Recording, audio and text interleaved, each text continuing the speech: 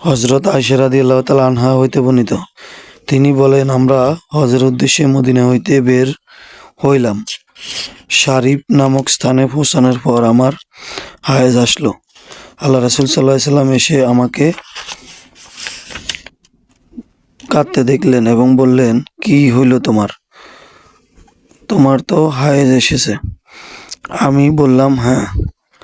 তিনিও বললেন, এই তো আল্লাহ তাআলার আদম কন্যার জন্য নির্ধারিত করে দিয়েছেন, সুতরাং তুমি বাইতুল্লাহ তওয়াফ ছাড়া বাকিও সব কাজ করে যাও। রাসূল সাল্লাল্লাহু আলাইহি সাল্লাম বলেন, আল্লাহ রাসূল সাল্লাল্লাহু আলাইহি সাল্লাম ও তার স্ত্রীদের পক্ষ হইতে গাভী কোরবানি করলেন। হাদিসটি সহিহ বুখারীতে 294-তে রয়েছে। আয়েশা রাদিয়াল্লাহু তাআলা আনহা হইতে বর্ণিত, তিনি বলেন, আমি হায়েজ অবস্থায় আল্লাহ রাসূল সাল্লাল্লাহু আলাইহি সাল্লামের মাথা ও আঁচড়ে দিতাম। হাদিসটি সহিহ বুখারীতে 295। হাদিস নাম্বার 296। উরাইয়া রাহমাতুল্লাহি আলাইহি হইতে বর্ণিত, তাকে উরওয়াকে প্রশ্ন করা হয়েছিল যে ঋতুবর্তী সময় স্বামী স্ত্রী খিদমত করতে পারে, অথবা গোসল ও ফরজ হওয়া অবস্থায় কি স্বামী স্ত্রীর নিকটবর্তী হতে পারে?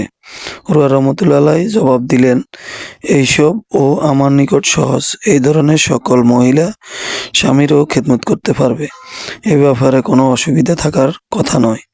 আমাকে আয়েশা রাদিয়াল্লাহু তাআলা আনহা বলেন যে, তিনি হায়েজ অবস্থায় আল্লাহ রাসূল সাল্লাল্লাহু আলাইহি সাল্লামের চুল আঁচড়ে দিতেন, আর ও রাসূল সাল্লাল্লাহু আলাইহি সাল্লামের মুতাফিক অবস্থায় মসজিদ হইতে তার আয়সা ও হুজরার দিকে তার নিকট মাথাটা বাড়িয়ে দিতেন।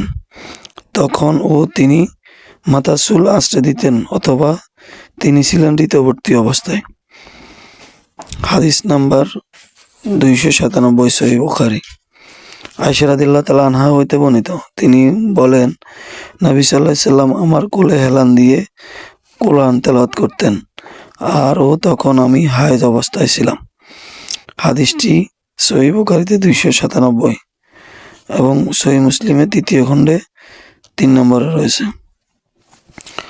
উম্মুল সালামা রাদিয়াল্লাহু তাআলা আনহা হইতে বর্ণিত, তিনি বলেন, আমি নবী সাল্লাল্লাহু আলাইহি সাল্লামের সঙ্গে এক চাদরের নিচে শুয়েছিলাম। হঠাৎ আমার হায়েজ দেখা দিলে আমি চুপি চুপি বেরিয়ে গিয়ে হায়েজের কাপড় পরে নিলাম। তিনি বলেন, তোমরা কি নিফাস দেখা দিয়েছে? আমি বললাম, হ্যাঁ। তখন তিনি আমাকে ডাকলেন। আমি তার সঙ্গে চাদরের ভিতর শুয়ে পড়লাম। হাদিসটি সহিহ বুখারীতে 298, 322, 323, 1929, সহিহ মুসলিমের 3য় খণ্ড 2য়তে রয়েছে। আহমদে 26,587-তে রয়েছে।